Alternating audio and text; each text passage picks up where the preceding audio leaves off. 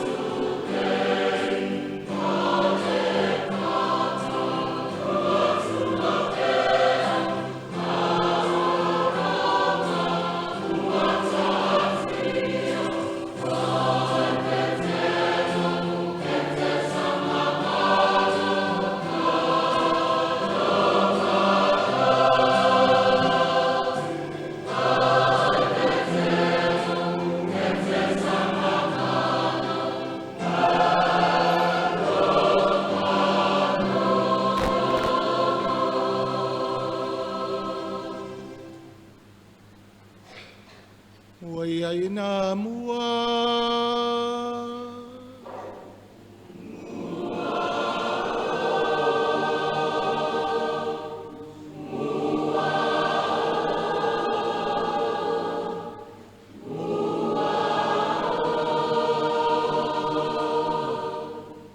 Ia ina mua.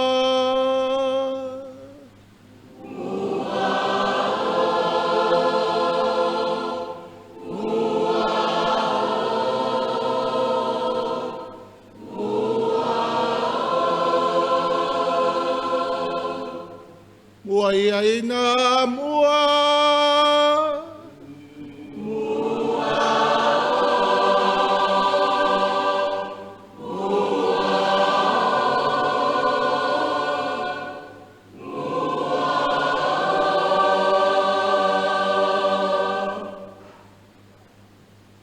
Swafal tama, male alo, male anganga paia.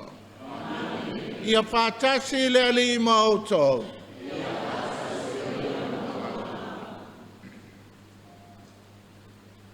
O le asol nei na whai e le ali, e au whanga poto poto ailona nuu, o lana whanau, o lana e kalesia. E mafuta ma fasila whai ai, ainga ngā lua, ainga ngā whā. E poto poto ai le nu o le tua le Matagaluega I Moamoa fau nei. A fia mai la ia maliu mai su mai tala mai a ao. Fia mai la Ositaulaga, Patele, Polio, o le whātamā, o le au seminario ma le formation, a le tātou puleanga. A fia mai lau Afioga Patele pesa, o le whātono o le laumua, o le telo sia, a le tātou puleanga. A fia mai lau Afioga Patele visesio, o le toa, lea o le ainga sarsio. Tinanga paunga se ngaso le tino, e mua ia mua o Patele, e to anga inu ana whala au, le tae au ma le auli ma le afiafi. A fio mai Patele vise, le sava aia le nei Matagaluega, I suppose, o le lava ta mapule Patele se umafsilia atonio. A fio mai lau a fionga Patele atonio, vai malima le nei Matagaluega, ma Moamoa tai, ma Sinamonga, ma Moamoa fau nei. A fio mai Patele taki. Whaalangi lava o laulu matua, o la Ositaulaga, mai oi whingao. O taki lei e langa miki afu lei kongu le ku se ngume la sululua, e ngā laua lei loa ku lau whailang surkanga. A fio mai Pakele, au whanga poto le vasenga o Tiakono. Ia Ione, Iona le nei malu malu, pa pefo le Tiakono Ione na Faau'uga le au sawa tua nai.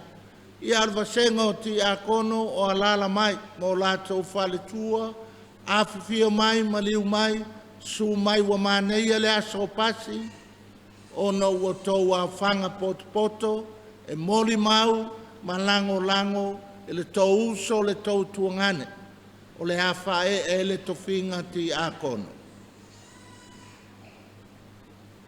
O le aso le sawa kuanga I le Faau'uga o Ionge, taula papa, I le Tofiga Tiakono, o le aso na wha manatu ai ma whaelonga I nai, pe telom Paulo, kama matu o le ekalesia, na mua I malae, whau le whaavae, a wā oe maa. O le aso, le upo, le tuelanga evangelia, mai Yesu, le to fitus fu malua o mai eo. Mai eo I Matagaluega, ma au lotu. Alunga oe. Aua le avea, ni a kopau mangi pusa apa mangi ia konga, alu ngā oe, ngā o le kua e ke alu ma ave, ma ngai o le evangelia pasi o lo waso. Aua le vea sau carry on, aua le vea sau kuskupe, alu ngā oe o mea umanga e provide te le kua. O le evangelia ngā o le aso ngei. I o mai la ia, sau la ia, tātou whaia le nei Taulaga Paia. Tātou te momoli mo le uso i a pasi. Ina ia toa ia i lona loto. Le tāua o le mea lofa le tua o le tofinga. E whapa ia ina nei, ai moli mau tātou o a inga o pasi. O ona pui a inga o lana Matagaluega o le lakalesia e meise le puleanga. Ia, mai au tau whaiva alo filima, tātou mua ia mua o, ina ia sao mauli, le nei Taulaga Paia mo se o tātou uso. Ia e pangalea. E lai a sese o ato toa, e lai sese o tātou o ngisangato, po ngisangata, e lape lava le tātou fōlaunga. O mai la ia tātou whonoi le tua, whaamangalo pasi, whaamangalo tātou umalava, ia vea o e mau, o suli o nei sakala meta pa ia.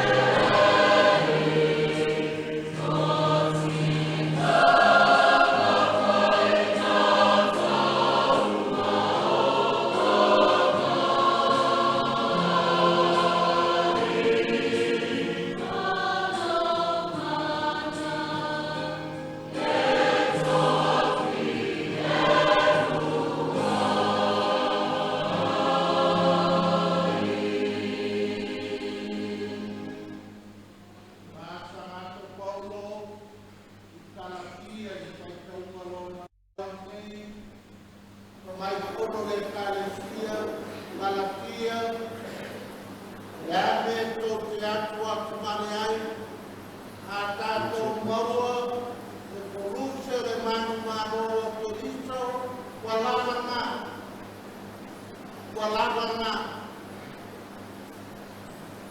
O mai e holo ya mantia kalakia, so ia tau te pia popoto.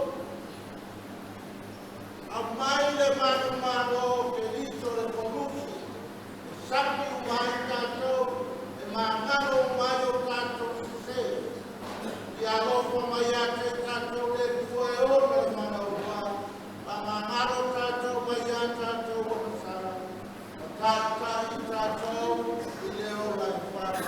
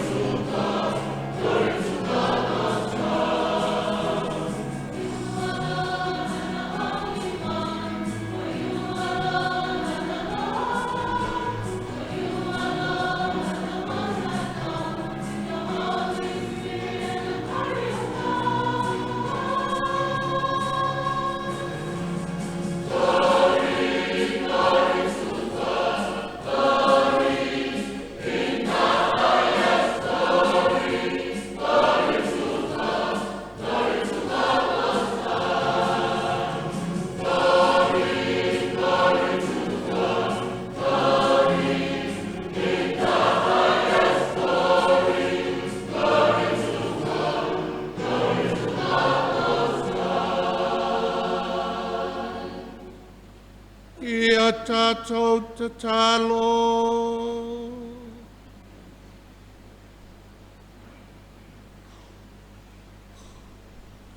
Le tamau le ustai o Yesu lau alo, malau au na, ne fatu ina i mātou le ola whal tangata, a wao le lalo langi sapau, a e ua toe tua e, e whasa o loto e mātou nei, mai lo mātou vai ngā whal tangata, au mai lau kalasi e whapa ia pasi, I le Faau'uga le Tofi Tiakono, ina ia loto toa I e vai malima, mo o e malautala lelei.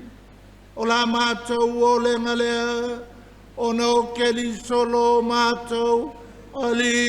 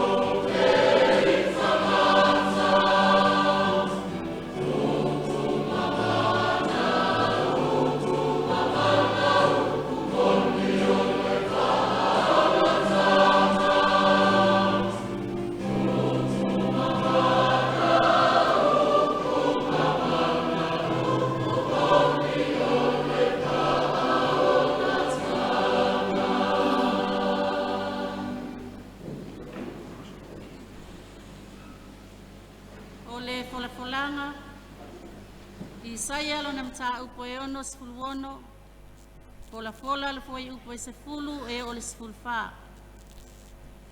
O te fatu puina le manuia, ia Yerusalema e pei o le vaitafe.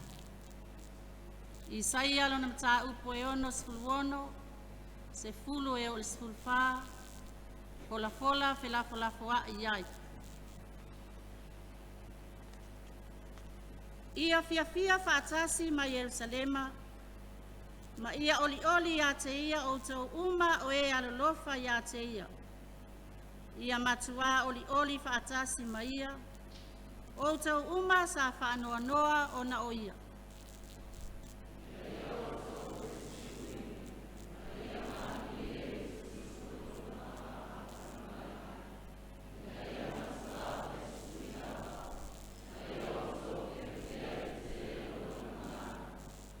Awa o lo whapea o na whetalai mai o le alii. Whaauta, o te whatupuina le manuia ia te ia e pei o se vaitafe. Ma le mamalu anu ese e pei o le alia ua oso i tua. Tau te whese sui foi, e afisi au tau i lona i tu, e wha oli ina foi i ona vai.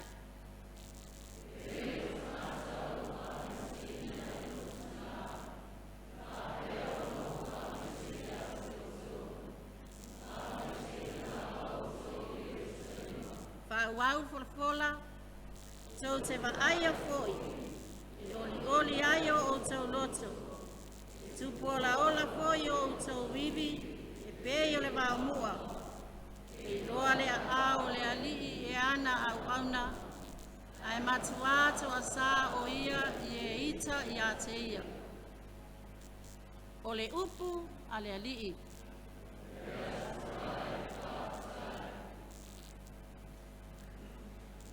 Le la lo langi umae tau alalanga atu I le atua.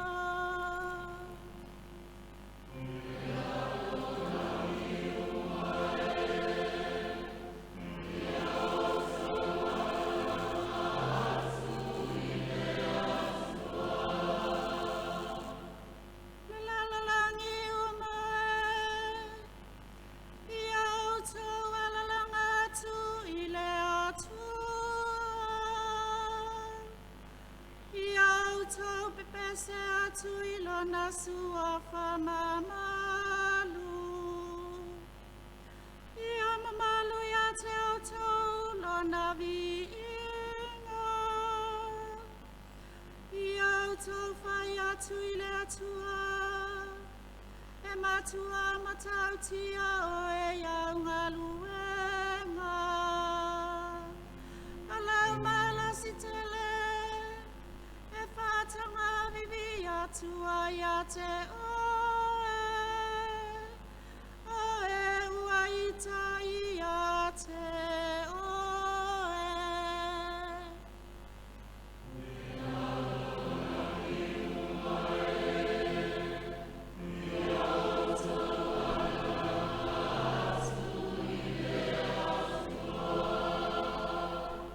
Ei fatu lava ia te oe Lolangi uma La tau te whai pesenga ia te oe La tau te whai pesenga I lo suafa O maia Ia o tau mata mata I ngaluenga le atua E mata utia ia I mea nana whaia I le whanau a tangata.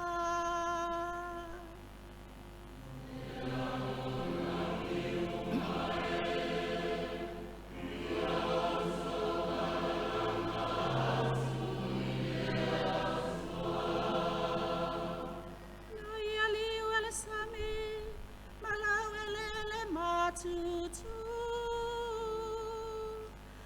Lato sapoia tu le vaita feio lato vae Le tato fia fia ia te ia I le amea E pule e fava vau ilona lava malosi Ua matua sila sila tu Ana fafanga inu ese Ae whauwale, awane I whamawalunga I latou.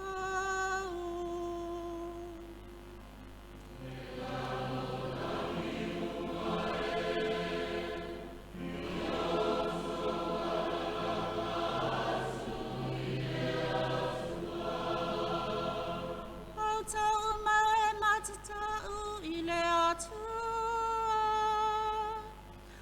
Maia ina whalongo longo mai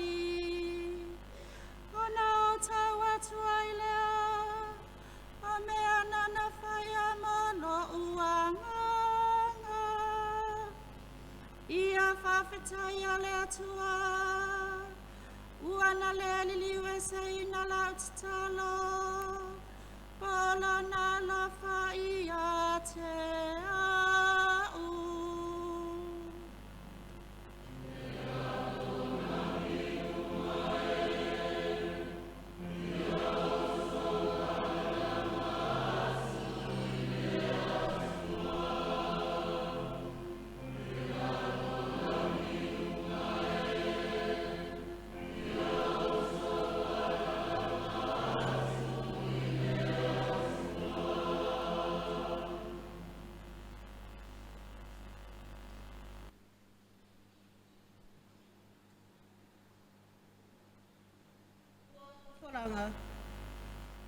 Karatia mata upe ono, fola fela flafoa I foi posun malfa, fa awaules fun malvalu.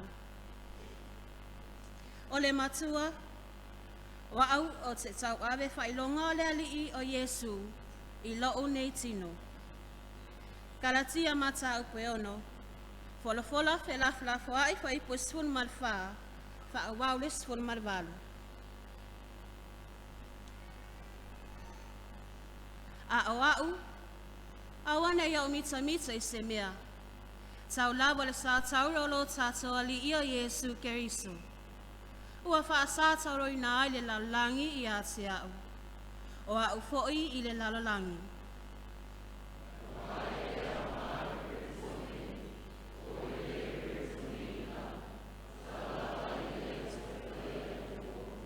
O I la tau umafoi o e savavali.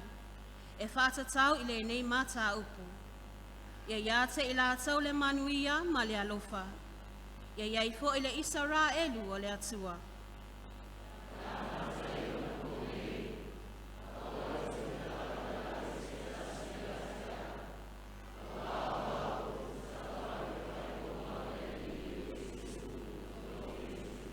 Wau le fola o soe so mamanga le alofa tunoa o tato ali ia Yesu Keriso. Amen. O le upu ale alii.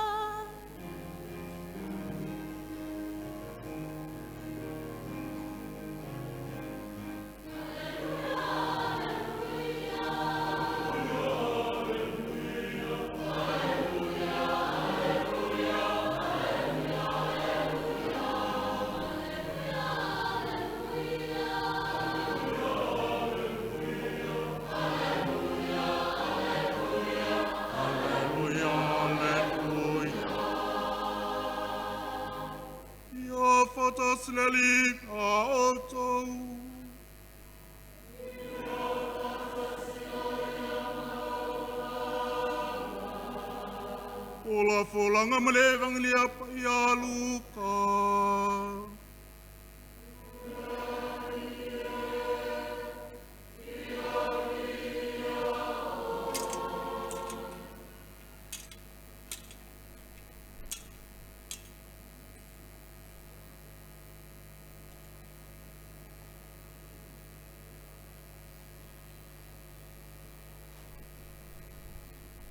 O atu ia te ia o tau manuia.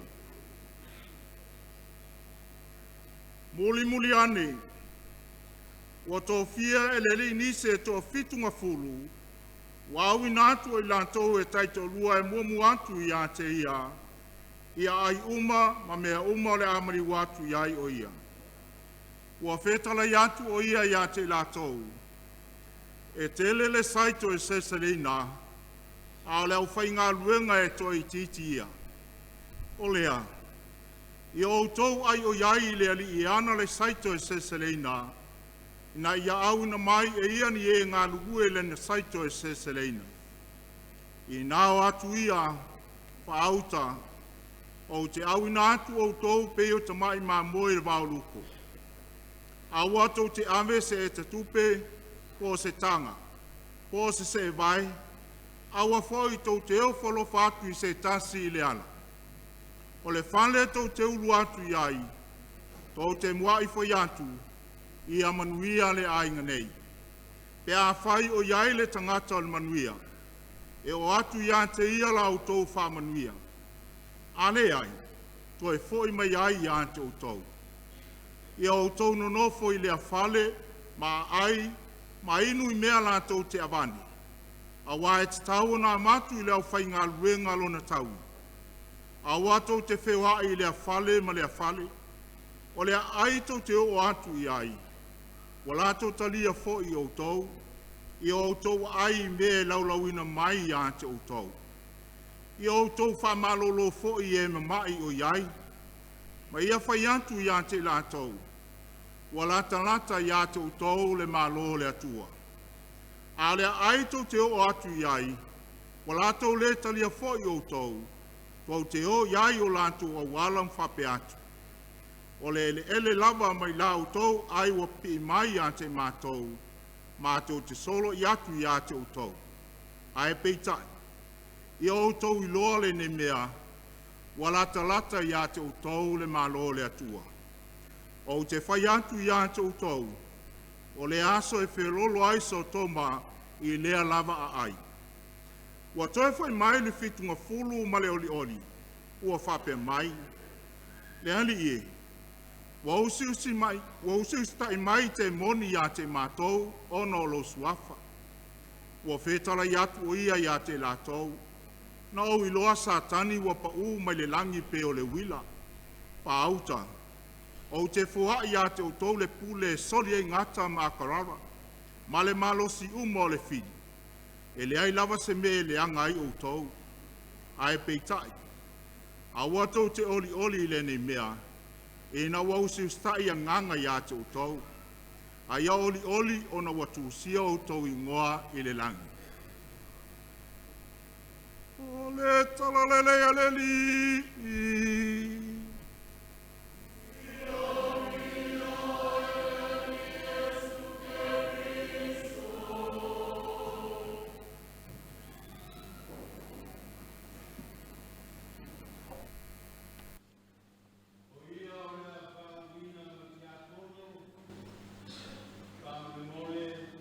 Mai. Pasi Ekueni. Le tama faalo alo inae, o le tina pa ia o le kalesia, e talo sangatu, ia e faauina le nei tau le lea o mato uso mo le Tofiga Tiakono.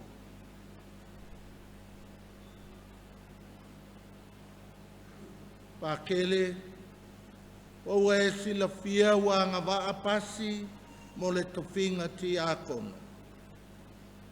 Ina ua uma suenga mai le nuku o keriso, whapea Finagalo whaalia o I lātou sa whaiaonga I a te ia, o te mori maua tuai, ua o ngā ia I ai. Le tātou whaalangolango moni, I le fisoso ane mai e le ali le atua, mo le tātou whaola o Iesu Keliso. Whai ana tātou whirwhilia pasi, o le tātou uso, mo le Tofiga Tiakono. Whawhetai le atua.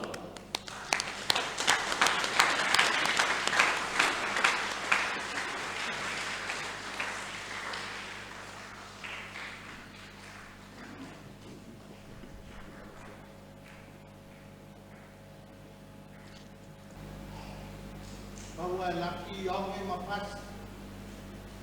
Yang e sa popular pai ta yaso de. Le aso pa lo ngai ngai pe ke lo mapau. O ka le mai. Ale so le aso pa. Te kai le evangelia pasi mo lo wasi. O le evangelia le asa. Puria e sur ko fikus kulu. O tuku maripolua. Yo, vai malima mo le kala lelei. E vai le whakaokonga Iesu. Le ai mase me ame ngā le loko, ma le whaki, ma le moni o le alofa. O le kai alanga Iesu ko ka kou marama. E le whainga whainga mei sa moa a aliso soa o le uu. ai lava le uka pusako le ofisi o lava le numero o pusako o mai ka mea ka po ai muki nga pasi awe ke whanua moe lo waka mai ma lo poko whanua moe ngā le kua le lawa mu le vai ngā longa kumura le vangalia pai kune vangalia wo mai ko friku skulu wo mai e tū oka le mana mai o mea ngā kou whai ngā kou pakia paka sua la pauka sua la pakai sua mai si lapa oka le pia pia o kangaka i a mā kou le alkala i e tū le mapai o mai aua le anu kou loko i ngā mea aua le mimika i mea ngā kou whai. Pau ar mea kou ke mimika e wa kusi kou ngoa le computer le lana. Por kusi kou ngoa le kalane a i e tūma whai i kou fitu skuma lua kala pwede e kai a opas. Aua e ke potore, kai ruma i lau ngā nuenga ma le angava whaki a kou. O mai le ka ko pure ana ni kai ya ma ko so so ani ma ki a ko ma pa ki a ko ma ki o ko ni mi kai ma ko me na fai mai o a o le na fai le be na o a o le na wa e le pa ka o ko la na o a o le na fai le o le be o ma na ha ko o ka ko so so ani ma ki a ko ka ko pisa ka ko mea ka whai. Whangai Yesu, au e ke mimika i mea ngā. Pau ar me mimika i wa kusi lo ngō le langi. I ei fo iki a kongo mai, a wara si ki ala wa Afioga se i umala u. Ngā luenga le e whai.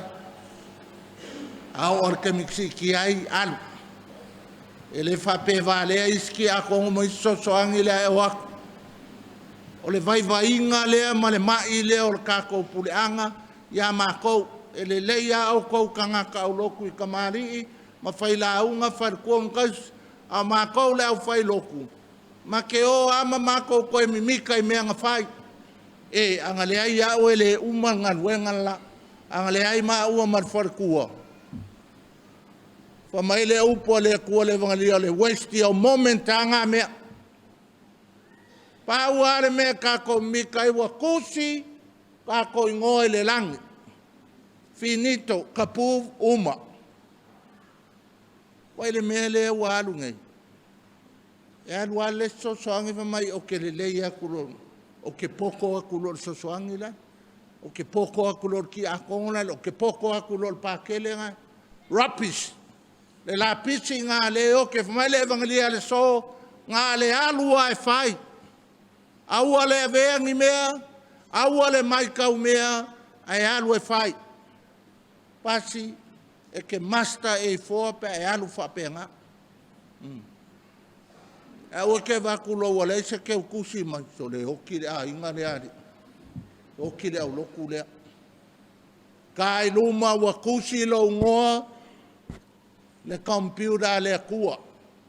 What more do we want? Ka ko wō le whaikaunga Moamoa ngei. Pelo wheka o Isaia. Le whai uinga o le kusel pelo wheka. Le la koe, just stop up le memory on mele. A o polonga I paporingia le ngu o le kua. Isala elu o le lako dream. One day we'll go back to Zion. One day we go back to Jerusalem. I ai le aso, mā kou ke koe kaliu ai le uko, mā kou ke Jerusalema, o le whaikaunga la ngei, la ua kaungu le tispora, ka ngaka ia ngā whaasalainga I paporingia, la ua o I Jerusalema. A o mea umai ngā whaalongo ai, e le o wā ai, la mea nkupu, wa ova le whaangongoa, o mai woi ka whewhe, wa oki ari Jerusalema. Ke leo le au makiwa le maangaia le kaulanga ma le city, o le aingi mea. O ngā anu ai lei lalo le self-esteem fai mai wa mau I luma foi. Whapea a koe foi mai I ele ma whangua e o aku. Oki uma mea uma. O le whai kaunga la ngā Moamoa ngei. Saulo le perfeka mai I Salaelu. Te aua kou ke whapea ngā. Whai le nganga o le oli ma le fia.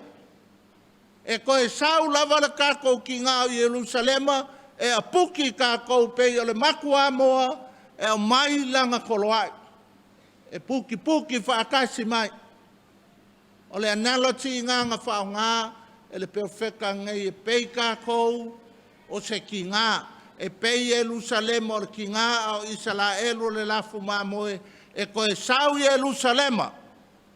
E wha mau popo langa whangau, o ai langa whangau o Israelu, ai Yerusalema o le ki ngā. E wha mai Isaia, e kopu le mea ngā pēa whai oli, ma fia le kākou pikola au, ma le makawhai oi. Le wha mai e Pope Francis, be joyful, be happy. O ngā kupu la I o melelei. Sorry, le whai aku so o ia oi. Whai fia lau ngā nuenga.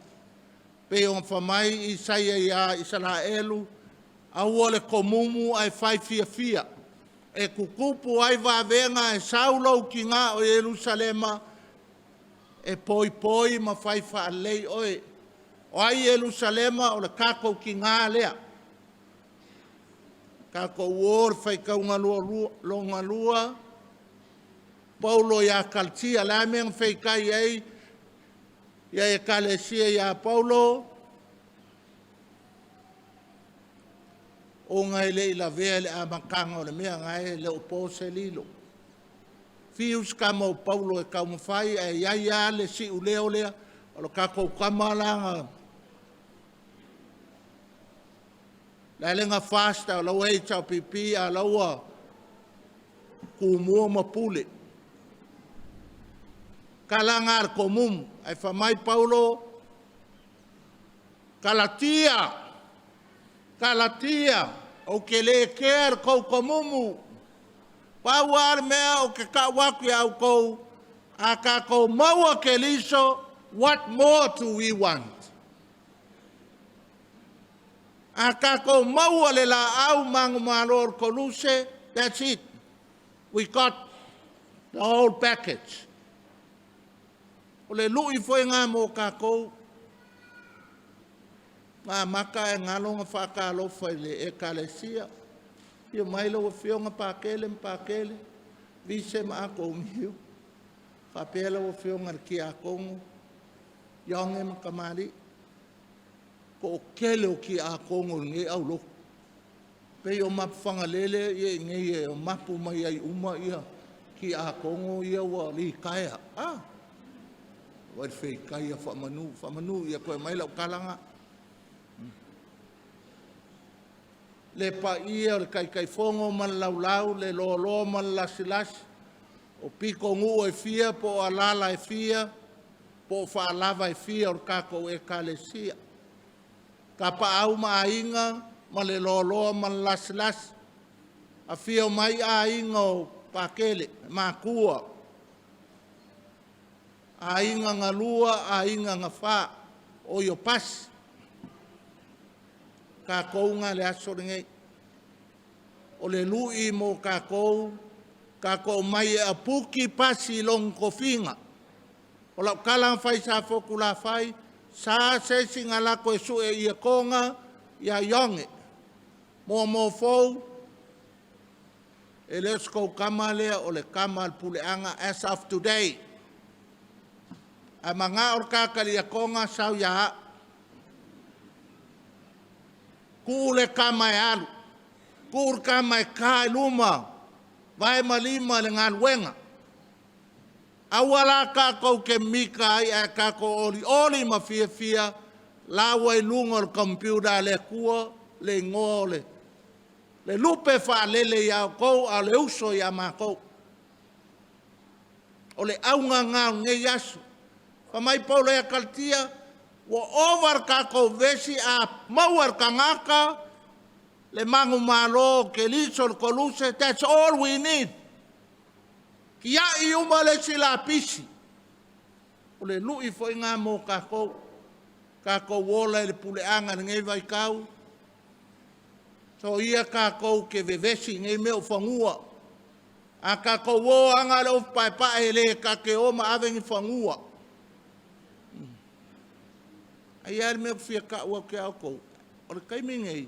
Pia Mosese la wa pule ka ku fangua. Al ko kele o Akiepikopo la fia pule ka ku fangua. Ai le nge fangua fo elen ko fangua al kamaro la luma. O le mai le ai fa mai I sai al fai ka unga Moamoa. Ka ke oa ma vivi ka ko me nga fai. Wa ye mimika mal Yesu al pao al ma ko me nga fai. Ma Yesu, ei. No. E lengi ko mea o le kofinga. Kalangalo kamang whamea. O ke mika kure ke leo lau I konga fulfikuanga. Ke si malevalu ia kupika. E whamailo kama. E lengi au mea o le kofinga awa ni mimika mao so leuru. Pas. Faile ngan wenga ia lelei. Lawa yailo swafa ilunga on computer. Piko ilunga wa le ai a maka ilo last name.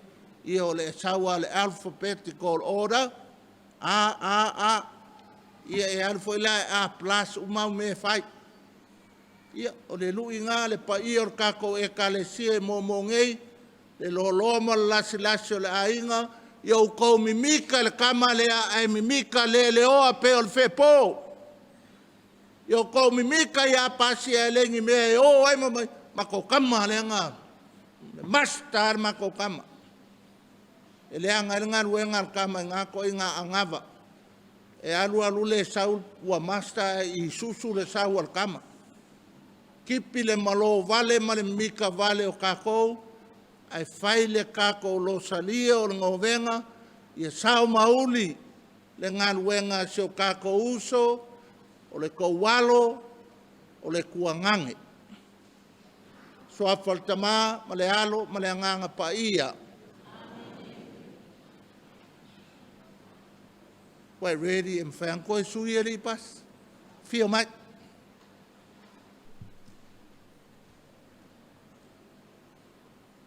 Pasi ona o lava filfilinga faitalia, wa e sa ili ai, e te ulu atu le Tofiga Tiakono. Mea e whaia le nenga luenga le o langa nofo voto, a wā le nofo taupou, o se whailonga, o se whaosofianga, o le alofa, moanganga, se puna anga whapitoa, o le maufa le anganga le lalolanga. I le ola I le nei tofinga whātasi ma le whapaianga atoa, whangai tia le alofa moni mo ke liso le ali, ua whapaia ina o ia te ia le awala fau, ma le whapitoa ona o le nei whapaianga, ma tuawhai ngofia I ona whātasi atu ke liso, ma le loto atoa. O le asa loto foi mo le ngaruenga ma le tua, ma tangata uma. O le a wha lave ai oi ngā luenga mo le wha fotua inga ma le wha naufawina o Kilisiano. Ia velo wola ma laua mio e te moli mau ai I o uso ma tua whawhine o le wha tuatua. E au ina wha sisilia le lofa I le tua I mea umalava. Ma o lea o le au na atu ai I tangata uma. O lea la, pasi o te whesili atu ia oe luma o lea tua, o lau ainga ma le kalesia. Pe ua tonu lau loto, o te whai longa foi lea, o lau whapa ianga ia ke liso, o le atu maule o langa taupou, mo le manuia o le malo o lea tua, whapea lau ngā luenga ato e lea tua, matangata. Lau loto lea. Ia fesoasoani le alii iā te oe, ia tutu mau le nei tau tinonga.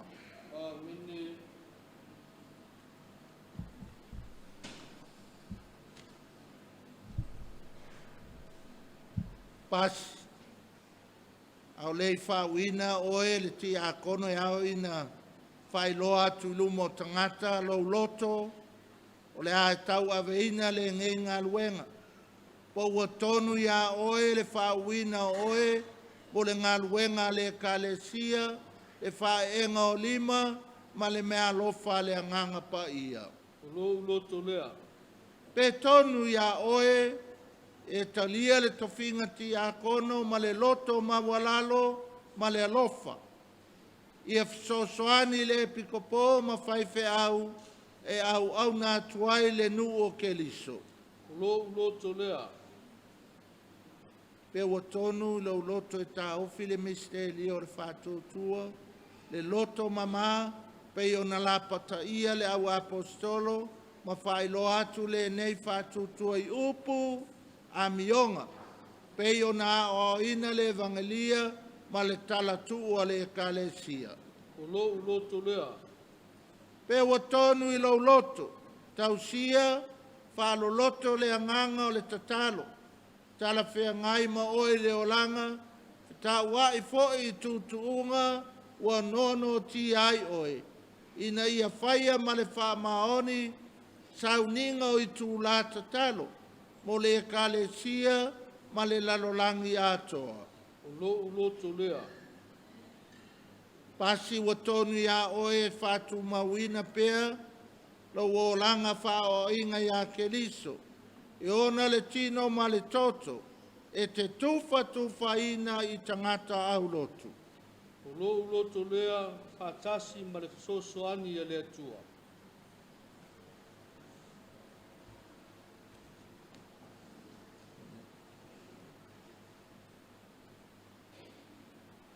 Pas, brother, e te fola mai le whaaloalo ma le ustai, ia au o lau Akiepikopo mo usui. Loto lea. Ia lofa mai le tua, le na amataina le ngaluenga le lei totonu ia te oe, e whao atu i lona atoanga.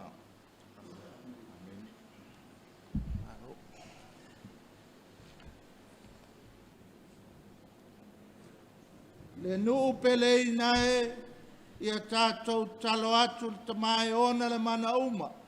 Ina ia lilingi mai lana whaamanuianga i lunga, o pase o lana au na nei malona tali, o talia le Tofiga Paia o le Tiakono. Alo atu ma le whaaloalo, tātou tō tūli whatasi.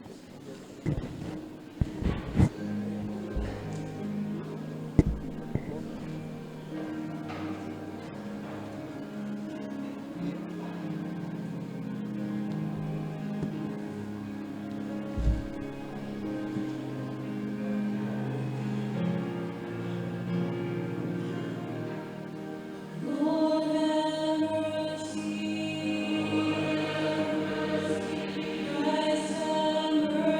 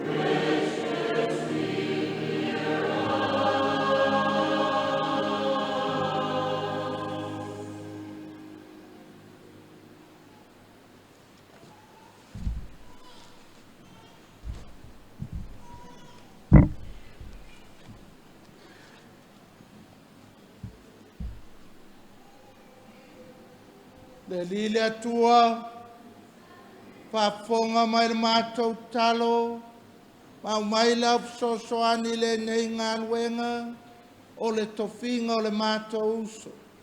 Ua mātou fuafuaina wā ngā nei, le nei tau le lea e au auna, e avatu le Tofiga Tiakono. Mātou te ai o iatu, ia te oe le tamae, whamanuia mai, ma whapaia ia pasi, o le mātou tatalo lea, o no keliso, lo tātou wali. Amen.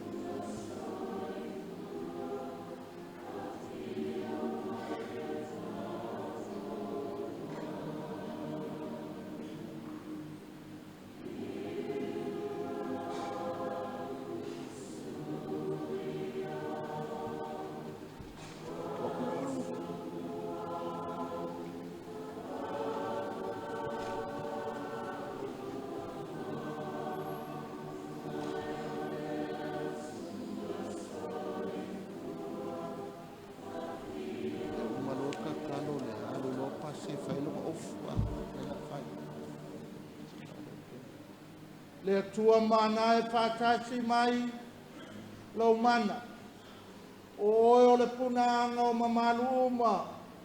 O e whātonuina tangata taito tasi i lona tūlanga. O e fōai fōi i a pasi lana ngā luenga. O tū mau le wheliu le wai. E vava aia fōwhanga uma. O e whāfau e ala i lo walo ke liso. O le mātou wali. O ke liso le upu, ke liso lau pule, o ke liso lau poto. Ua e sila fia mamao mea uma i lau pule whaasoa. Ua e whaia le e ka le si o le tino o ke liso. Ia tupu maolo se manu fou, ma ia mawai. Ua e wha o loa mātou matalasi, i lau alofa tūnoa. I e whātuina sa ngā luenga tawhatolu, i tapua inga mau au nanga, i le mamalu o lau suafa. Talo sanga le whaenga o lima, o apostolo ne tuina nei tangata filfilia, e au auna le whata whai taulanga lea le ie, i e sila mai ma le alofa, i lau au auna o pasi, mātou whapa ia le Tofiga Tiakono e au na atu i lau whata whai Taulaga Paia. Lilingi info lau anganga, whamalosia le fito tau ave uma le whamaoni o le Tofiga. I atangia o polo inga, i lona o langa tupu ai. Taitaina o e lo nu e wha Taitai, i le olanga mama. Ia wha mausalaina ma tutu mau ke liso. A vatu le lalolangi le moli mau o le loto mama. Ia wha Taitai pasi le nei olanga e pei o lo walo. Le na fio mai, le na au auna, ina ia au atu. Manuia ai tangata nu, ia wha tasi le langi. E tamae o le mātou o le ngalea, e ala ia ke liso le o soi fua mpule, patasi ma oe ma le anganga paia, o le atua lava e tō tasi, i le whaavavau lava. Amen.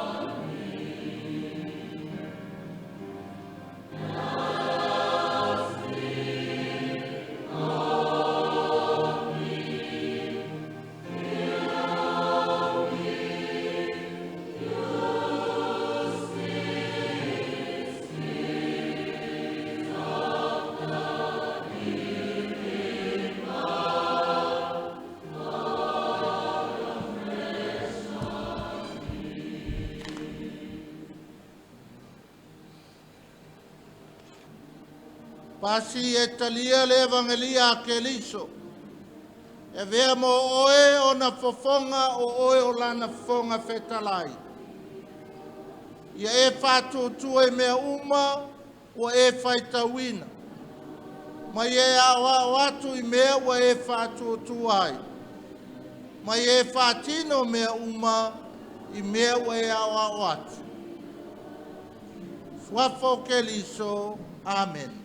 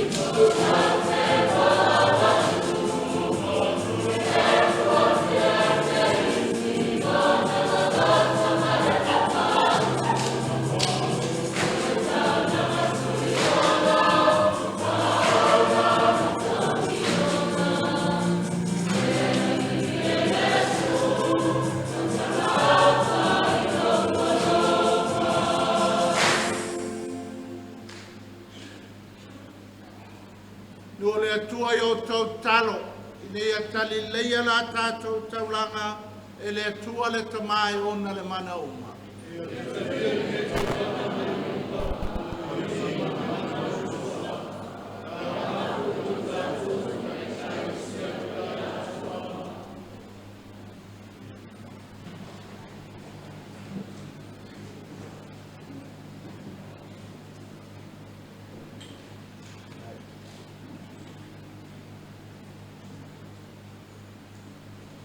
Le aliea vea nei molinga, ma manua lo suafa. Pa maina ai mātou, o whālata lata atu. Mātou te o ai, i le ola e whāwawau. O la mātou o lenga lea, o no ke li solo mātou ali i.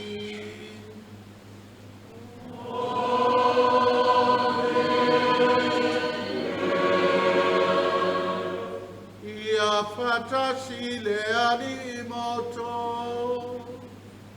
Ia fatasi o ia ina si ai o toloto.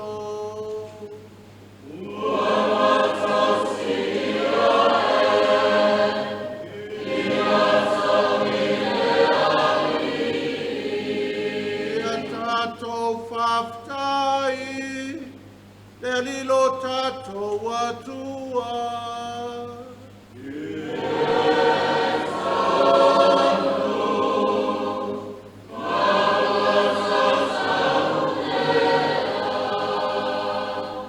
Le tamau le tua soi fua whawau e o le malo si malava. E mimita I mātou e whaftai ato e o no keliso. Ino o se lau whanau ma whamamau mai I lau whaonga na e toe whātasia I mātou ma lau a whio I le toto lo walo le mana o le anganga paia. O e whamapopo I mātou o lo nu o lau e kalesia. E pei o e le tamae ua tasi ma lo walo ma le anganga paia. Ua e whaingoina I mātou, o lau whanau, o lau e kalesi o lonu, e vivi I ate o I aso uma. Ua e whaia I mātou, o le tino ke liso, o le awhi o anga o le anganga paia. Mawhanga ia mātou whatasi mangelo, ale kangelo, au paia uma le langi, au latou suina la latou pese fai tu mau o lovi inga.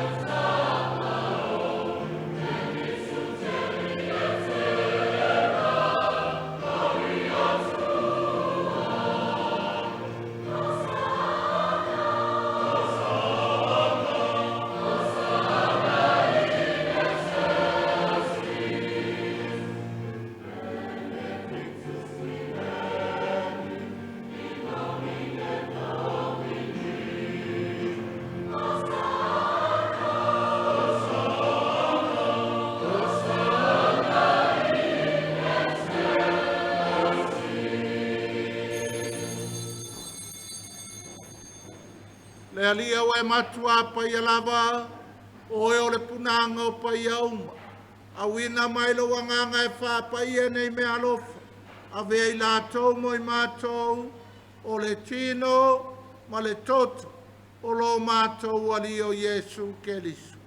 A o leitu I nātou I le oti na ia talielo na lava malie, na tango I le areto ma vati ato e le whaftai, Tofi e ia le areto, ma vatu lona au soo ma le whape atu.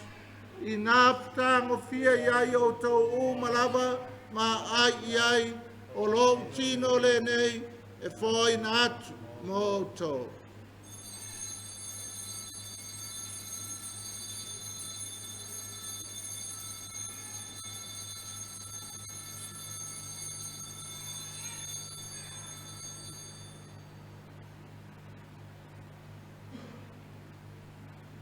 Mai al tau maftanga na tango i le tu e watu i ato e le whaftai ma le vi inga tu atu le ipulo na uso o ma le whape atu i nā whtango fia iai o tō malava ma wheinu iai o le ipule nei o lo toto le whenga inga fōu ma le whāwawau o le hawha maringina mo tō matangata uma mo le whamangalo ina o ansala. I au tau whaia le nei sauninga ma whamanatu i a te a.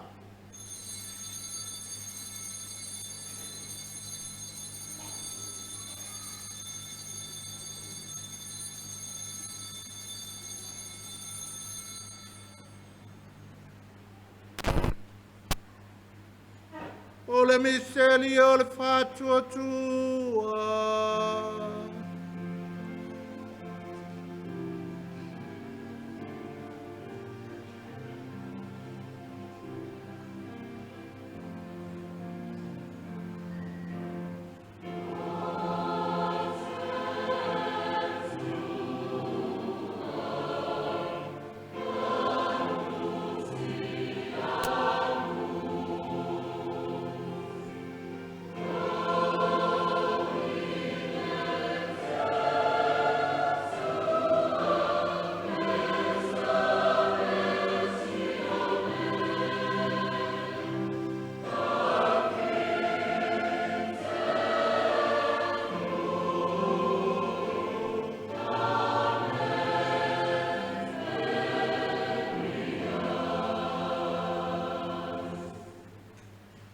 Fam tungalon maliu malon toi tu mato te moli ato ele tamae le nei a reto le ola ma le nei ipo le whaarutanga mato te whafta i atu e walo ie mato ua tutu i o luma mau au na i atu e pe soso anu mai a mato uma o e ua mau tu whanga le tino ma le toto ke liso ina ia whata stasi e mato i le maftanga e tasi a le anganga paia. Lea li ie, ia e manatua lau e ka le sia i le lalolangi atoa, ne ia mātou wola i le alofa whaatasi ma leo se furuma le whāro mātou tamā paia, Mosese le mātou Akiepikopo, ma le i tu ainga sa uma.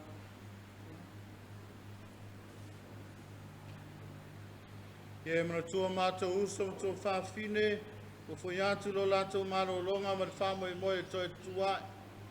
Ia e taria i lātou whātasi ma tangata māli li uma, le mala malama o lawa fio.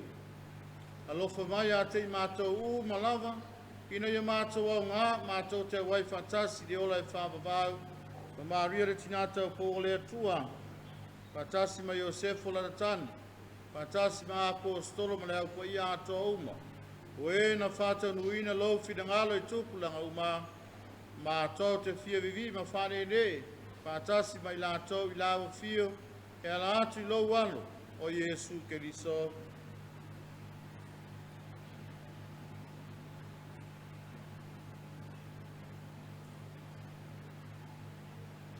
Le tamama mana e, ono ia whātasi mai ia na ia te ia, i le maftanga ma le anganga paia, o le vinga ma le malu ato wai lau afio, i le whāwawau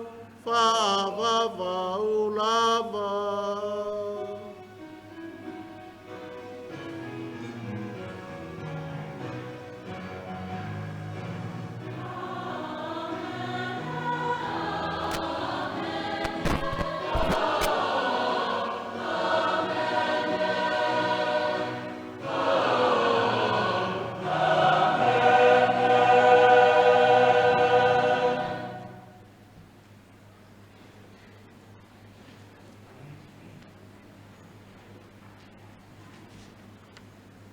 Ia tātou tālo ma le whālangolango le tamā, i upuna au e ke liso mo i tātou.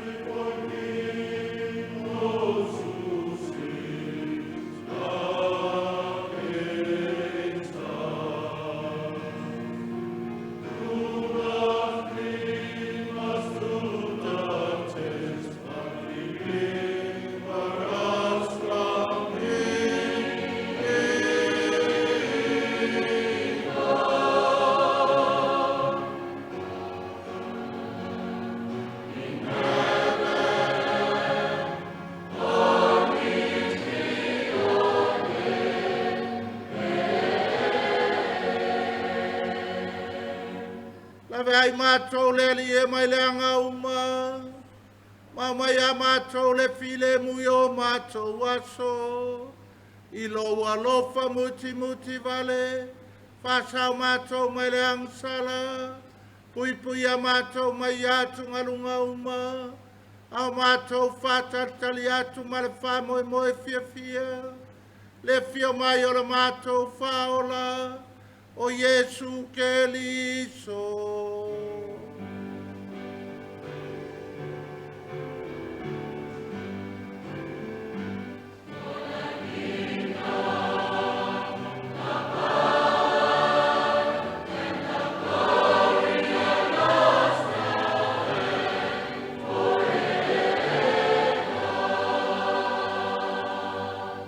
Lia Yesu ke liso ne fai atu lo apostolo, o te o tu atu ia te o tolo filemu, o lo filemu o te foa ia te o tau, a wane ye sila ia mātou angsala, a le fatu tue la weka le sia, au mai a mātou le filemu, ma le tasi o lo malo, le ue soifua i le whaavavau lava. Ia tau tu maule alofo ke liso. Tātou whaasoa i e whailogo le while mu.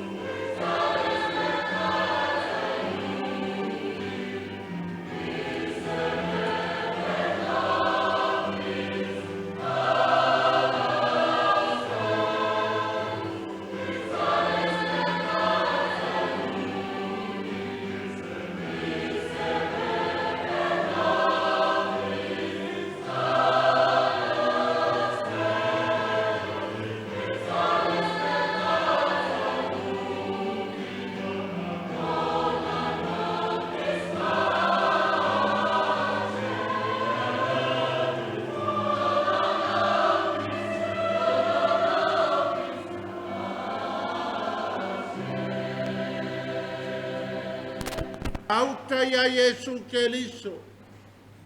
Pauta ile na te veseanga sala le larolangi.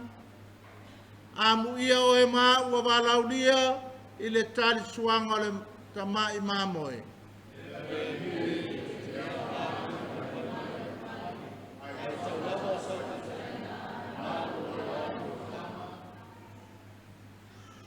Bertino matoto Keliso maua umalawa I tātou le o lai whāwau.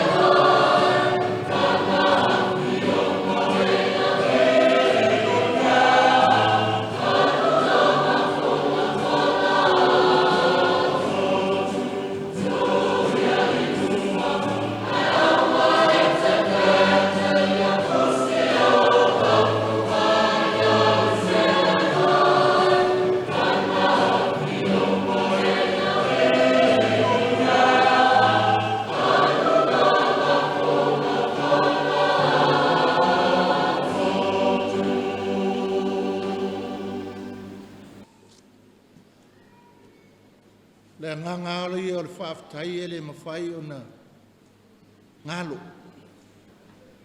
Ma fua le nei aso, nua levan tam whai a pas, i le tofinga, i le o tini pa o le uto e peo whai vai vai, mi mitai a inga, mi mitai le ka le sia man puleanga.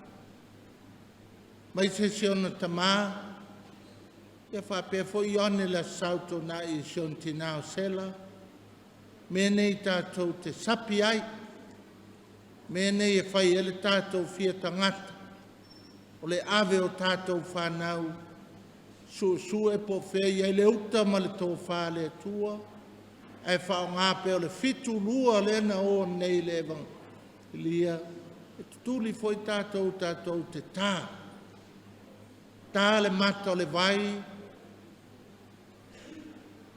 i le upu ma le sakalameta.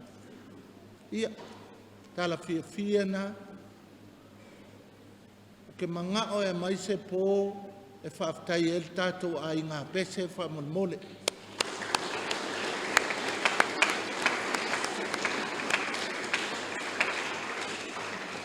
Whaafkai kako a i ngā pese le, kai pese markou laulau, ka maari i mwhaila aunga wharikua makaus e mese kupulanga kalavou, wa mau ai mapana ai le kako a i ngā pese. Ma lo le ka penga I mea whapengei, e le lei ai kako saungi ngā loku whaafkai le kako e ka le sia I mō ngei.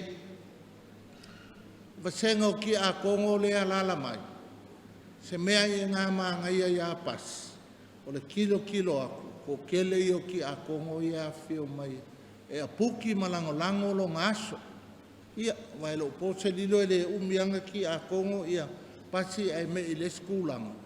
But today is a deacon, ilanga ordination, and to see le ko kele o ngai ki a kongo ia a whio mai. Whafkai ai ki a kongo. Ia tātou tatalo.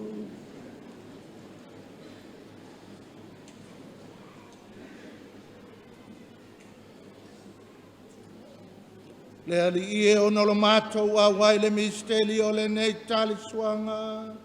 Ia tupu a e lo walo whawhaola, I to tono I mātou taito tasi, wha mole ie whapa ia pasi mai ane, wa wha ofu ina le Tofi Tiakono, ina ia maua le leo totoa, e vai malima mo o e male tala lelei, o la mātou o le ngalea, o nau ke li solo mātou wali,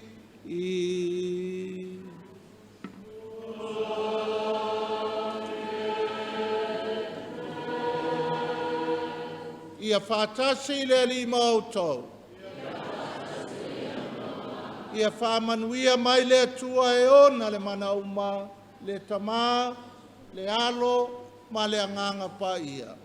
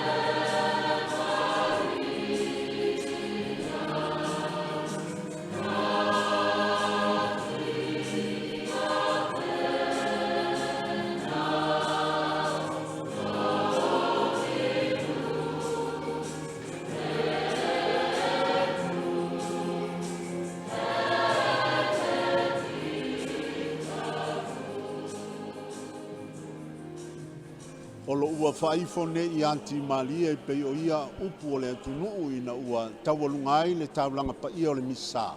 Sao sia le na Afioga le tamā o le puleanga Akiepikopo Mosese Vitolio tui. Ia pe lava o na silafia ma whailo antu o le aso na whae ai le Tofiga Tiakono whaolioli po le Tiakono le tu mau o le sunga I a Pasi Ekueni Pasi e whaasauni atu ai mo le Tofiga Ositaulaga I se taimi ele toe mamao. Ia e sa tumu la fo'i ia le Matagaluega o John Bosco I le malu nei o le Finagalo mamao Maria I Moamoa fou ia ono le patipatinga o le nei fo'i aso tāua mo ainga ma le ekalesia. ia e whaafitai lava soifua.